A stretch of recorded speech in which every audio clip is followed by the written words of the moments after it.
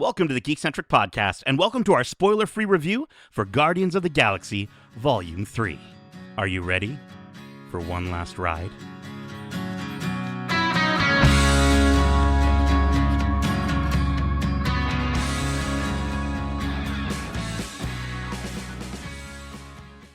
Welcome to the Geekcentric podcast. My name is Nate, and this is our spoiler-free review for Guardians of the Galaxy Volume 3. Special thanks, as always, to our friends at Disney Studios Canada and Marvel Studios Canada for letting us watch this movie early for review, and special airing of grievances for making me cry so much, but we'll get to that later. If you're joining us for the first time, we are Geekcentric, a podcast focusing on the world of movies, TV shows, games, toys, and collectibles, and all things Geekcentric.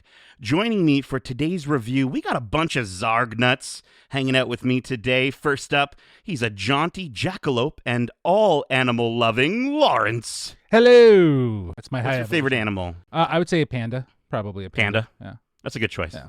That's a good choice. They're cute. Chill animal, you know? Yeah. They've also got a mask as well. Yes. Very rocket. Exactly. Alongside him, we've got the kangaroo kid, Kevin, the hungry, heartwarming Hudson. Woo. What a time to be alive, okay? The Blue Jays are rolling. The Maple Leafs have won a round. But more importantly, and why we're here tonight, the MCU is back, baby.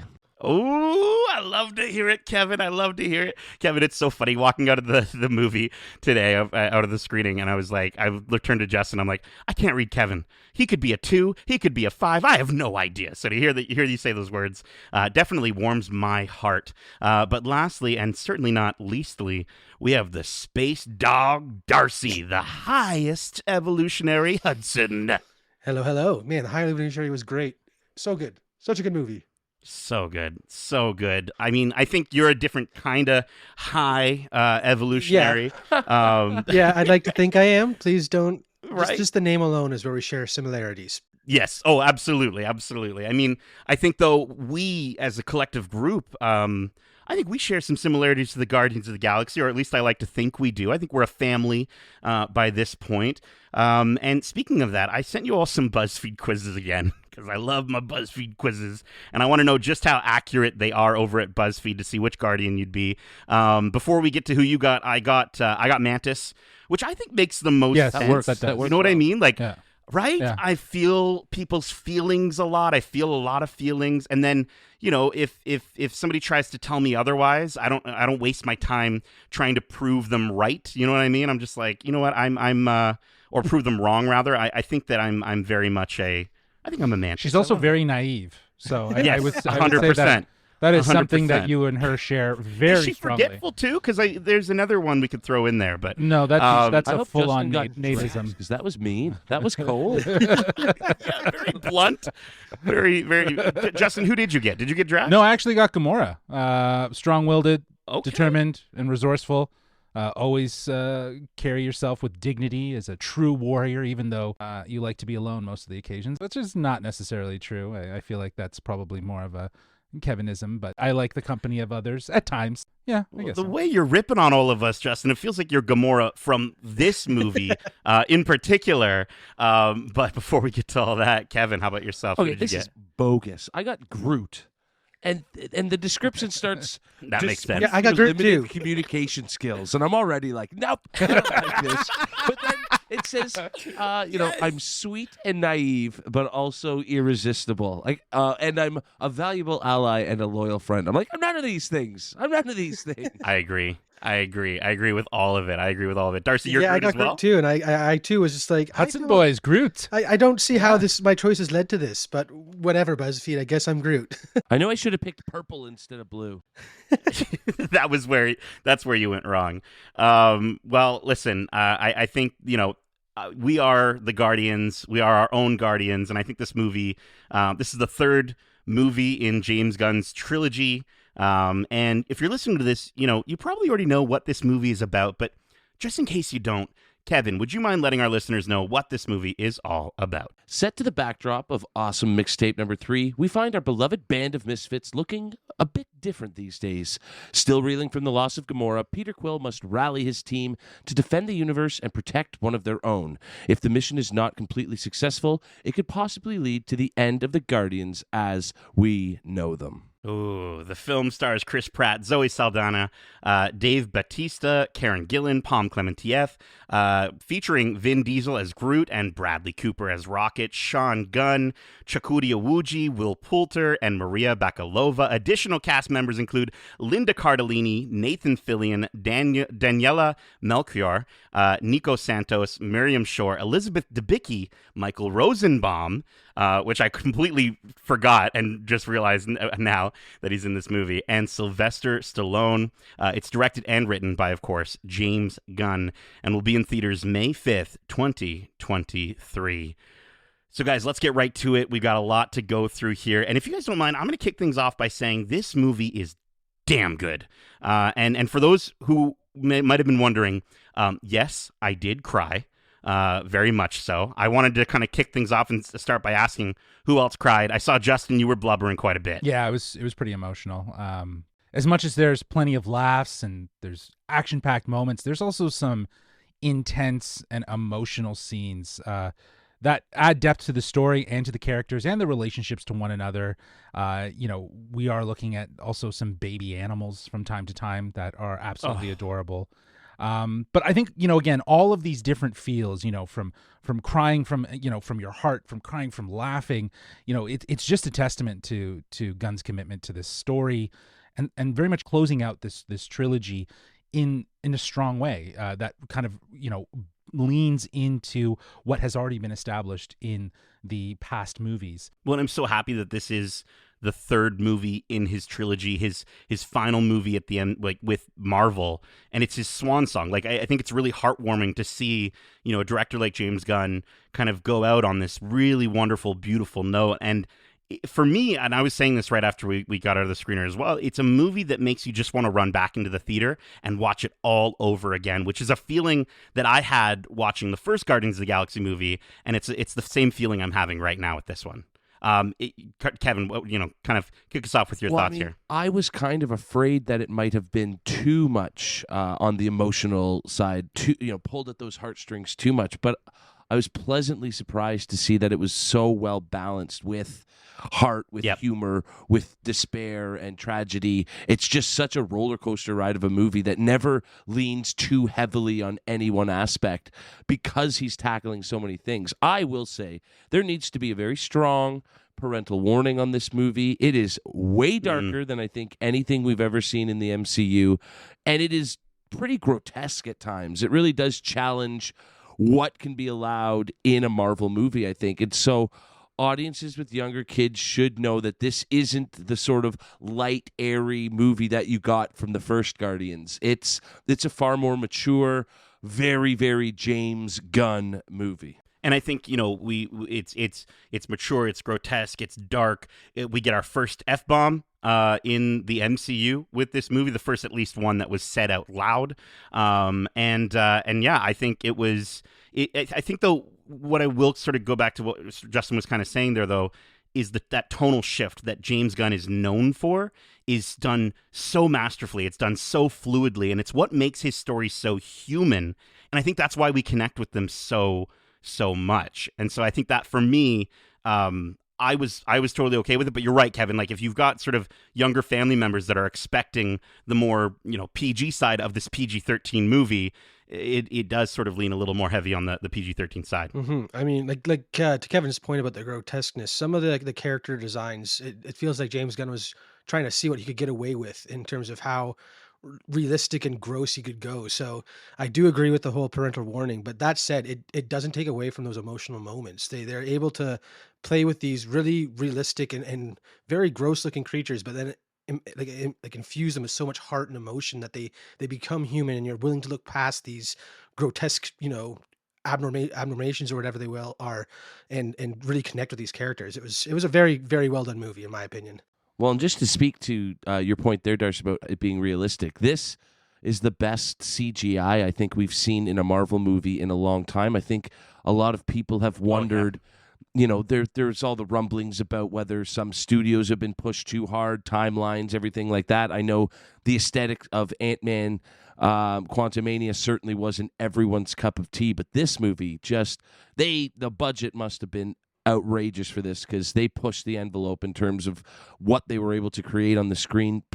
One particular one-shot scene in general that was just unbelievable. I just thought the CGI, this felt like a big budget blockbuster Marvel movie again, which I haven't necessarily felt in this phase so far. Speaking to what you guys were talking about, the amount of rope that James Gunn was given with this movie, I had the chance to attend the global press junket for Guardians of the Galaxy Volume 3, hosted by Nathan Fillion. And, that question was asked, like, how much rope did you give Kevin? Kevin Feige said, yeah, we gave him as much as he wanted, right? Like, they spared no expense for this movie, and it definitely shows. And on the note about the visuals, yeah, like Guardians of the Galaxy Volume 3 is a feast for your eyes.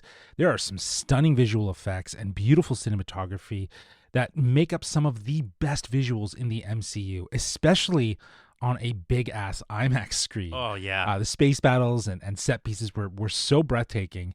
And the use of color in the visual effects was top notch.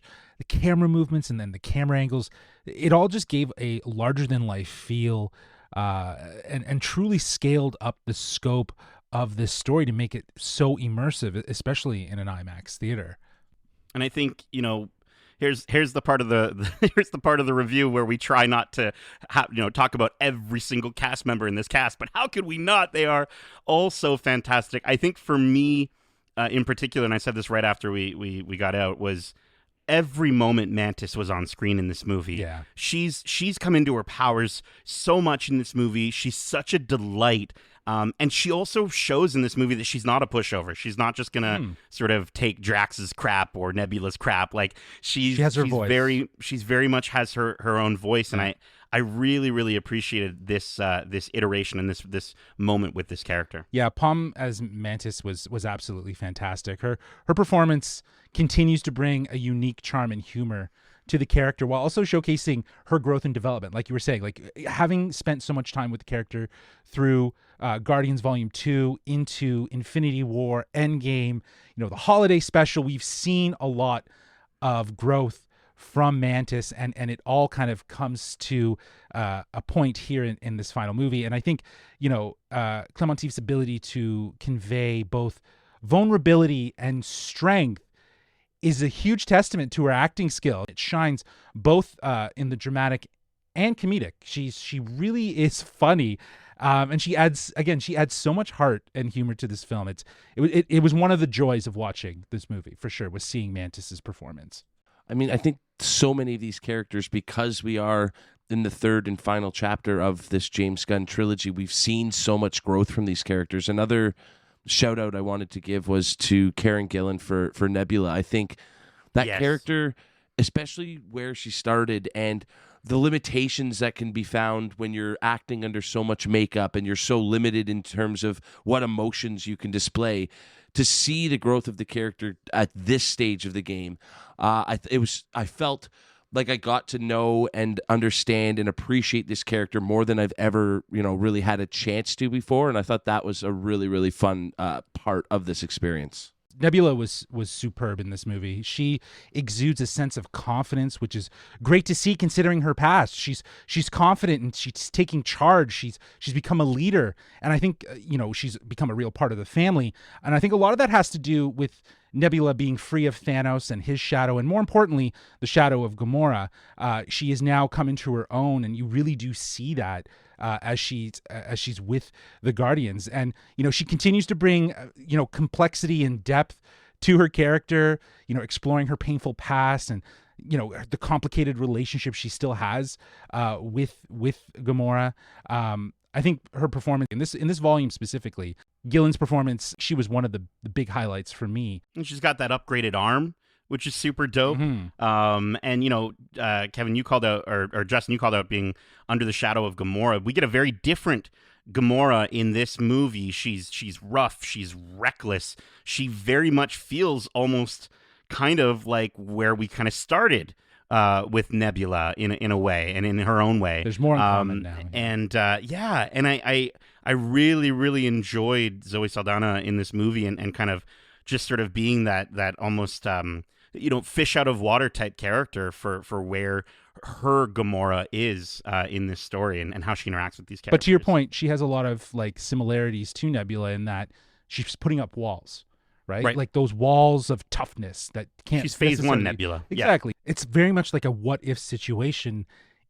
What if Gamora was Nebula? And I think that's a really interesting way to kind of reintroduce a character that we already know. I think it's very smart. I think it's really cool because again, it shows the range that Zoe Saldana has to be able to play this character in an entirely new way compared to what we've grown to love over these years. Because she is, before we met her, this is where she was at in her life, and we're seeing a different path. So it's really cool to get that opportunity to explore a character in the main universe, but with like a different timeline aspect. It's really neat. Well, speaking of seeing a character in a completely different way than we have in the previous Guardians movies, Cosmo is another character I wanted to shout out. Like, Maria Bakalova is just so charming and so sweet, and she's such a good dog, and I loved seeing her role within the film. She's written in a way that she's still a dog. She still gets excited about things that a dog would do, like playing fetch or pats on the head, but she's also incredibly intelligent at the same time. Darcy, I wanted to kind of ask you, because I personally, this is kind of my, between this holiday special and this is kind of my first interactions of really getting to see this character. Did it live up to what you were hoping for with Cosmo? 100%. I mean, as a fan of the comics, Cosmo is a staple character in recent Guardians runs as just the dog to go to when you're on nowhere. And we got that aspect from this Cosmo for sure. And I think it's really cool because I was getting very much Doug vibes from Up, but this is a superpowered Doug where she has telekinetic powers and is just, like I said, she's such a good dog. It's really fun and refreshing. She brings the lightness to a rather dark Guardians movie. Absolutely. Listen, I mean, I'm going to keep going until you guys stop me. So let's just talk about Will Poulter, Adam Warlock. I think that was another big aspect to this movie of, how are they going to do Adam Warlock? How is it? We got the tease in Guardians 2. How is this going to play out? And we were kind of talking a little bit about how this version may upset some Adam Warlock diehards. I personally think he was perfect. I think he's undercooked. I think he's not quite. I think if you had somebody who was like really upset about Adam Warlock in this movie, you can remind them to just sort of say like, listen, this is not Adam Warlock's final form. This is his first form in this movie, and I think. Yeah. I think it's great. I think he played him perfectly. I think he's also terrifying. He hits so hard in this movie. He can be scary. Kevin, what were your thoughts on the Warlock? I think that character is going to be maybe the most divisive aspect of this movie, especially with diehard comic fans. I think movie fans who don't know anything about the character are just going to love him because he's just so fun. And it was kind of surprising the direction they took him. But I can see how it'll upset the vocal Marvel diehards who might have been expecting something a little bit different from the character. That's going to be very interesting to see once the movie comes out, how people respond to him. Yeah, I think it's one of those things where, you can't be too possessive and precious with what the character is. Have a little freedom. It's being adapted for the MCU, which means more stories, right? Like you said, Nate, he's undercooked, and he needs to be fleshed out a little bit more and explored in potentially future stories, which I think is totally a possibility with a character like Adam Warlock. Surprisingly, he's not in it that much. Yeah, I think he plays I think he still plays an important part in terms of moving the narrative along. But you're right, he's not. I mean, he's not the main focus. Who is? I think the main focuses of this movie, the three characters that I think made me feel the most in this movie, were played by Chris Pratt, Bradley Cooper, and Chakotay Awuji. Starting with Chris Pratt, I mean, he's what made me cry in this movie for the first time. I cried many times in this movie, but for the first time that I cried in this movie, it was Chris Pratt's performance. He's gotten so good in these dramatic roles, and you can feel his heartache throughout the movie, and in some of these scenes you feel like just that sense of dread and fear and that feeling of potential loss, and it's so well done. That's a character that at least lately I'd almost become disinterested in, between his very small part in Thor, and then his part in the holiday special. I almost just found the character to be a bit one-dimensional at times, and it was just the same joke over and over again, and I'm not even sure if that joke was landing all that well. And here there's so much depth, there's so much heart, there's so much just more interesting things going on within the character that Chris Pratt's able to sort of tap into, and he's able to have this huge range of a performance from all spectrums of, comedy right to, heartbreak and drama. I just thought this was the most he's been given to do with the character since at least Volume 2. And so it was really, really great to see. Yeah.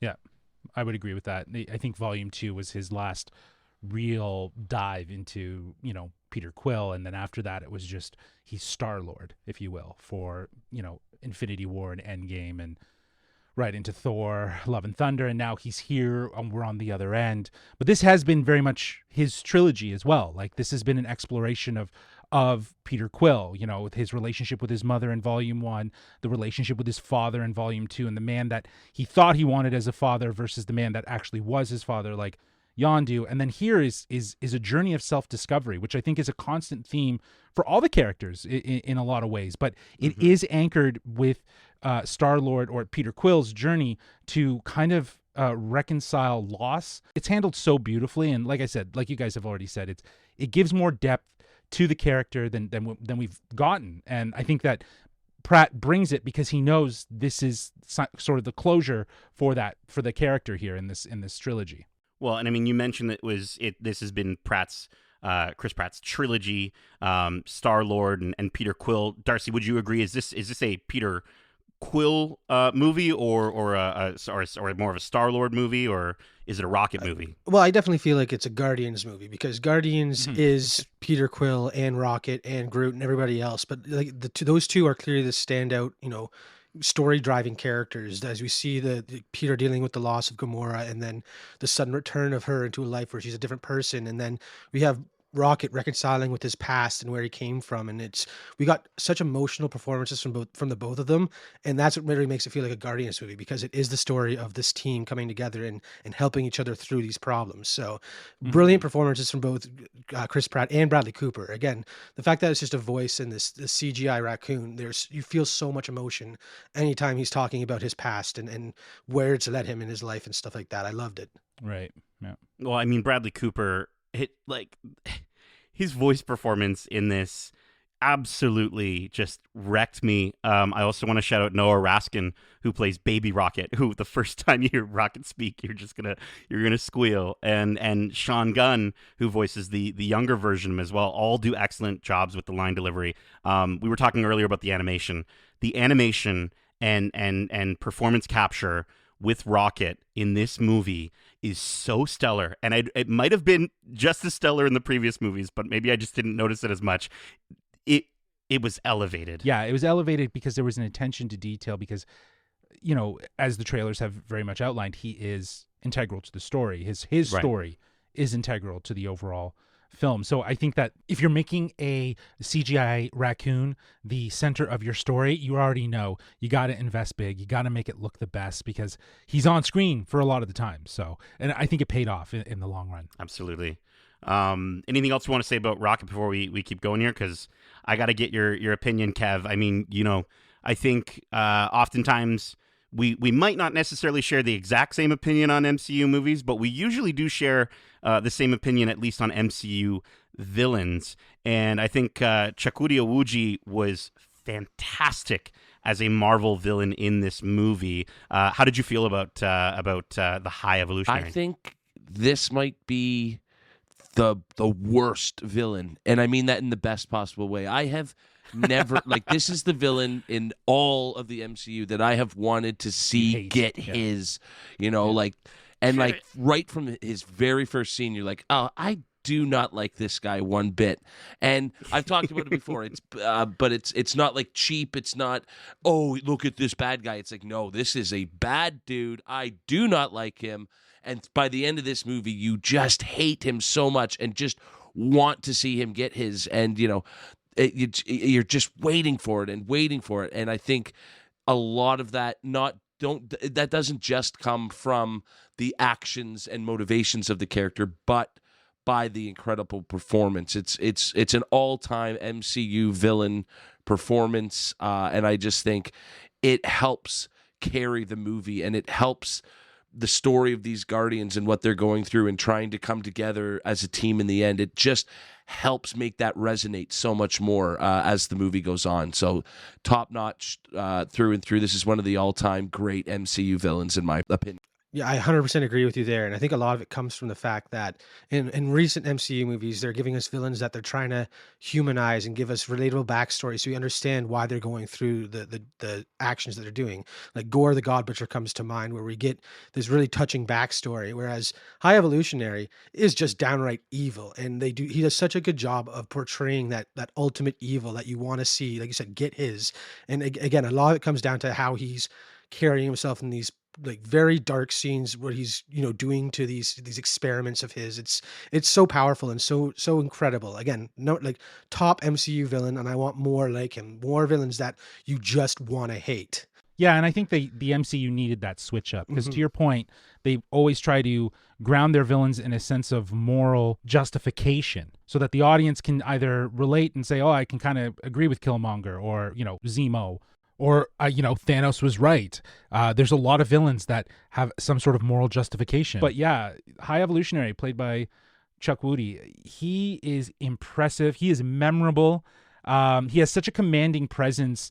And I think that has a lot to do with his theatrical background. Like he is the theatricality of this movie that feels inherently real to the character that he's playing. Like with a name like the High Evolutionary, you expect the character that you get. And I think Chuck Woody did an amazing job. It's one of the standout performances, and like you guys have said, it's one of the standout villains that the MCU needed to just remind us that there is evil out there. I think Chuck Woody killed it. It was so good. I want to know what he's like, in real life, because I bet he's a wonderful, likable guy, but there is not an ounce of that in this entire movie. There is just not a single second where the character breaks from, pure evil. And that's just, again, so unique to what we've gotten out of the MCU. So I'm very excited to hear what you guys get out of him in regards to what he thought about the movie. He's been huge on the theater scene, and I think this role fits him like a glove. You know what I mean? I think this is the perfect role for him. And right. And I also think that, he is captivating. And I will say they do make clear his intentions very, very, like, really well in this movie. I can't say the same for every MCU villain. I know we were talking about the ones who are relatable, but there's a lot of MCU villains where I'm just like, I don't even know, like, they were just bad. I don't know why they wanted to do the thing.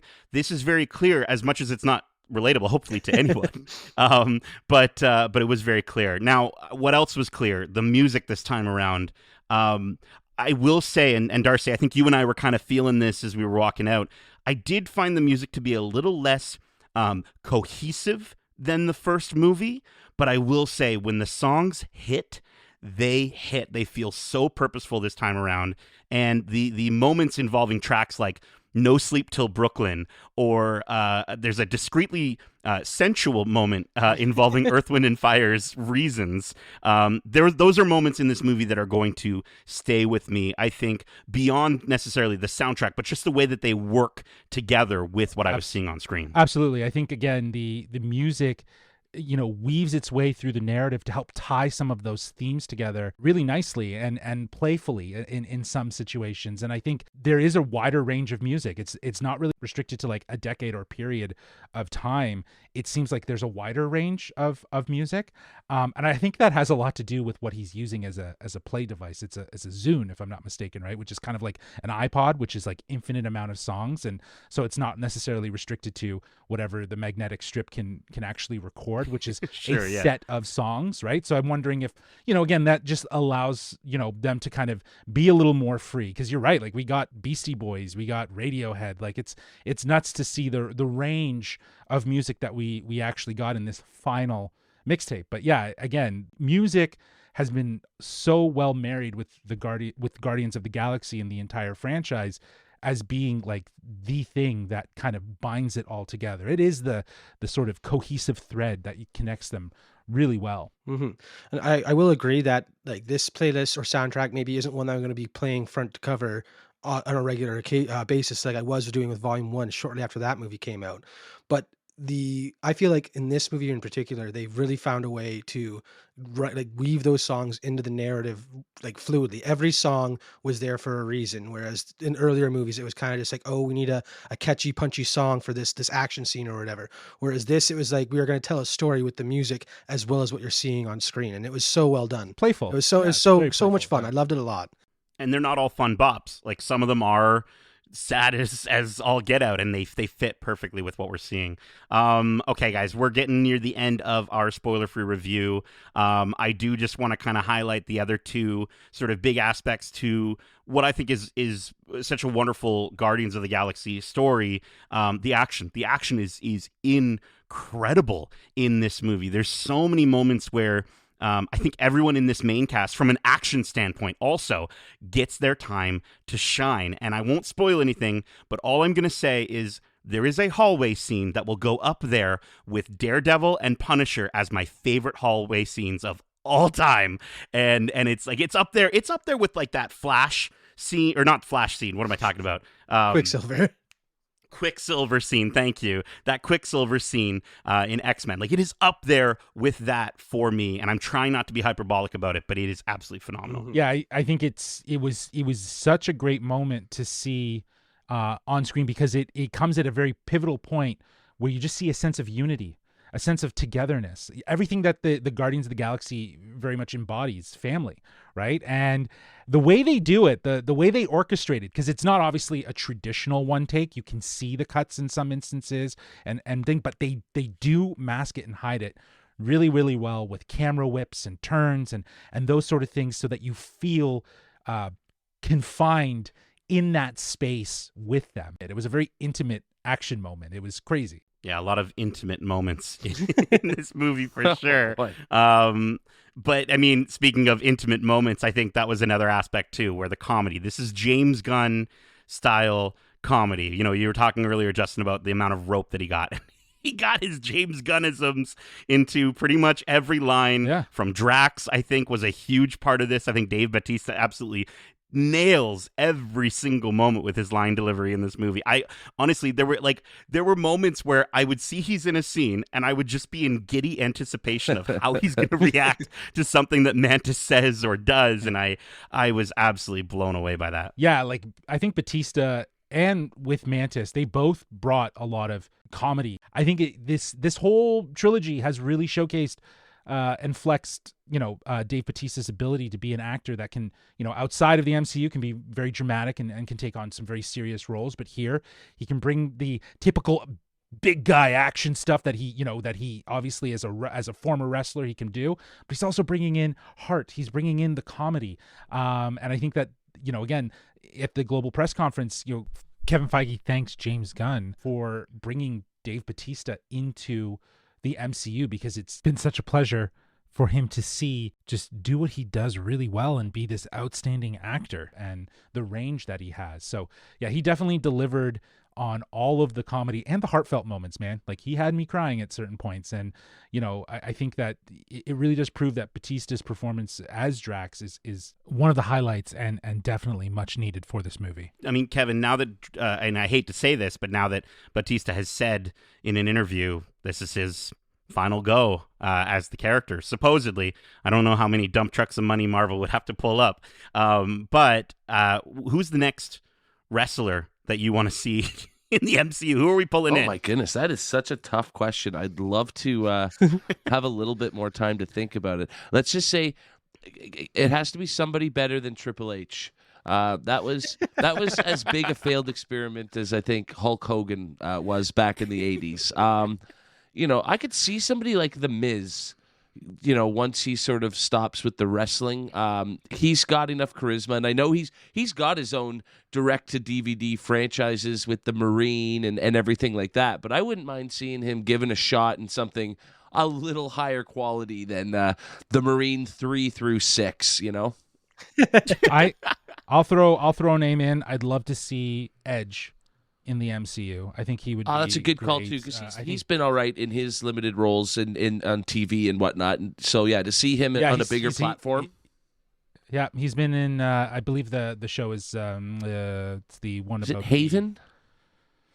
Yeah, I think it's Haven. You're right. I think it's like Norse mythology style.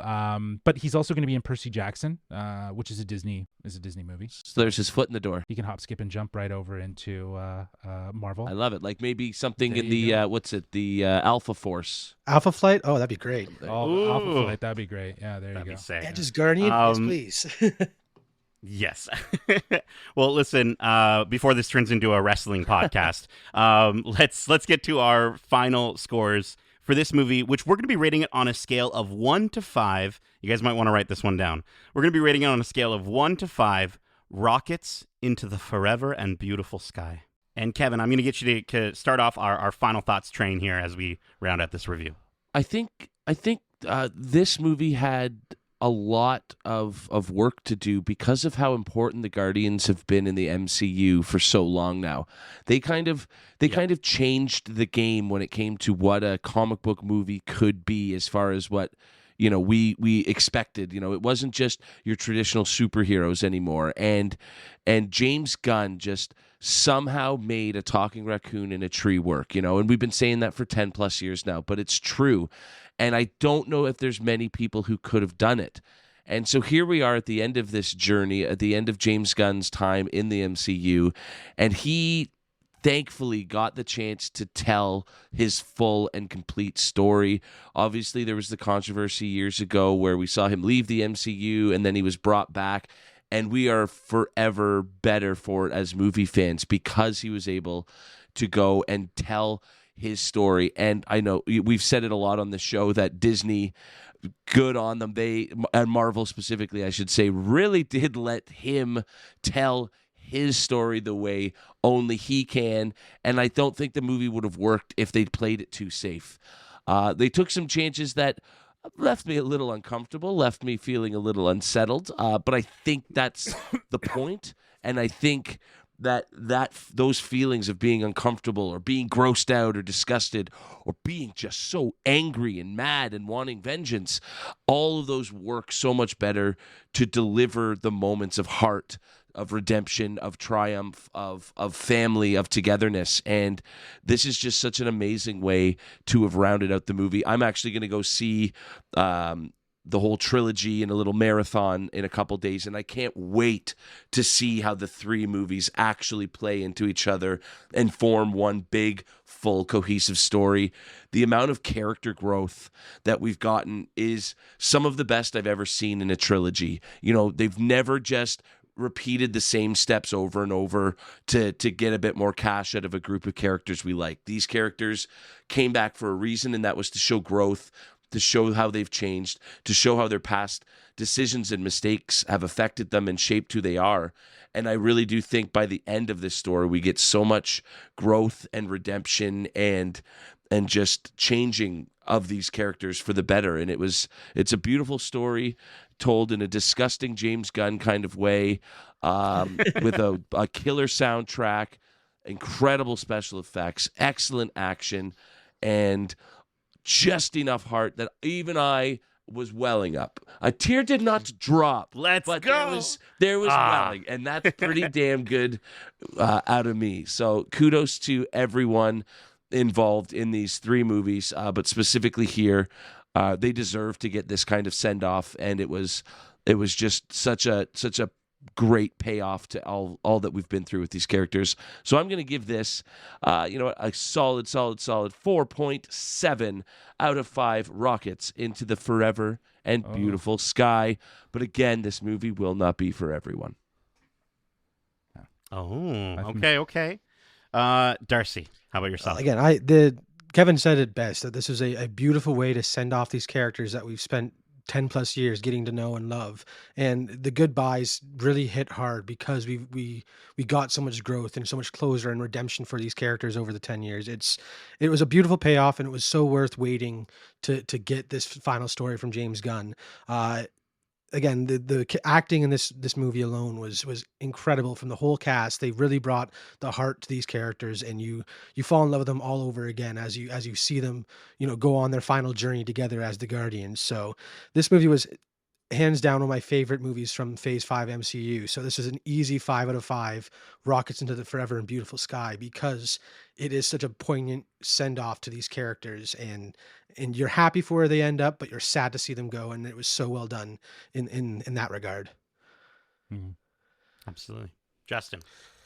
Well, listen, this volume 3, it hit me hard, man. Volume 3 is an emotional and fulfilling conclusion to the Guardians of the Galaxy trilogy, with dark themes that will leave you heartbroken at times.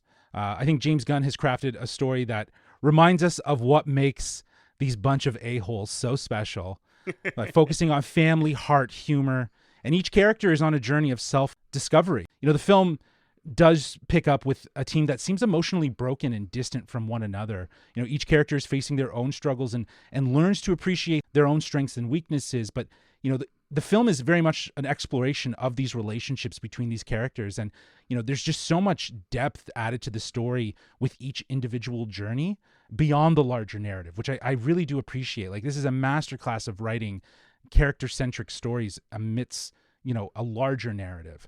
One of the highlights, as we were talking about, is the balance of humor and emotion, which, at this point feels synonymous with the Guardians franchise in a lot of ways.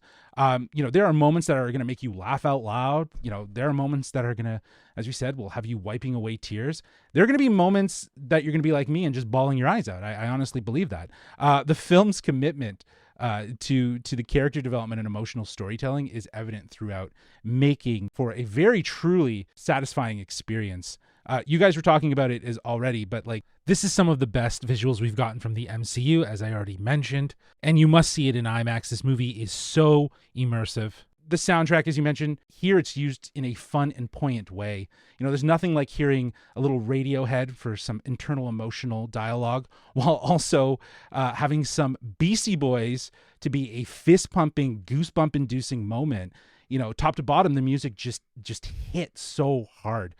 But all good things must come to an end. While it's sad to say goodbye to these characters, the film leaves us with a sense of closure and knowledge that this journey was worth taking. It was all deserving.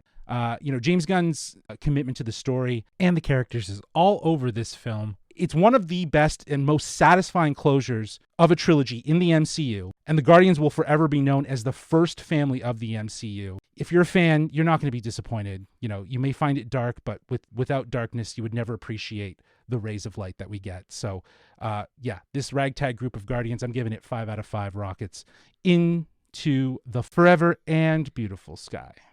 Alrighty. Listen, what can I say that hasn't already been said?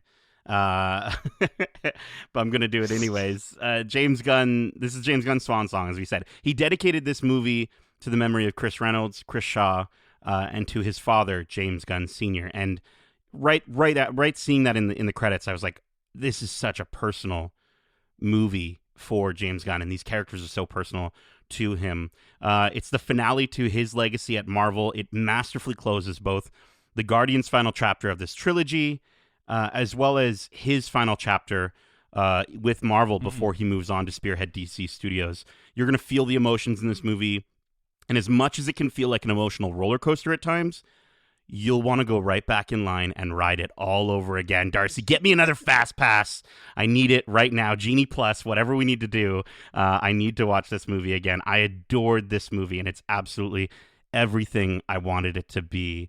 There are moments that I connected with on a deep personal level. And I think the humanity that James imbues these characters with is what allows these movies to hit so hard for so many people.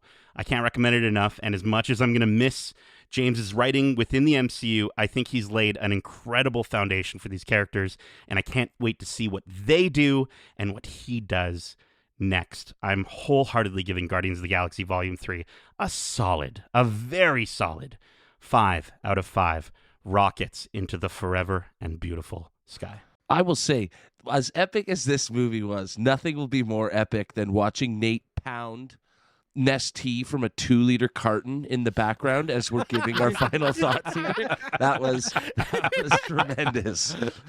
Listen, I just moved, okay? I just moved. I don't have cups yet. I don't have glasses. They're not unpacked. But that is it for this review of Guardians of the Galaxy Volume 3. We hope you enjoyed it. And if you did, make sure to subscribe to us wherever you like to listen to podcasts, if you haven't already. And if you want to write into the show with your thoughts on this movie and go and see it and then write into us, let us know what you thought.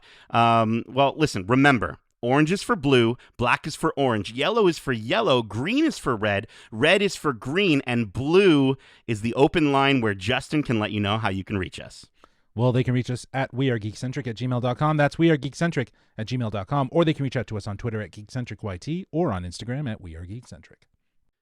Keep in mind, we have a ton of other great episodes covering the latest in movies, TV shows, and games, including our recent spoiler-free review for the Super Mario Bros. Movie. And coming up, we've got our spoiler-free review for Star Wars Visions Volume 2 and our Mandalorian Season 3 Watch Club finale, where we discuss the finale for that show's 3rd season.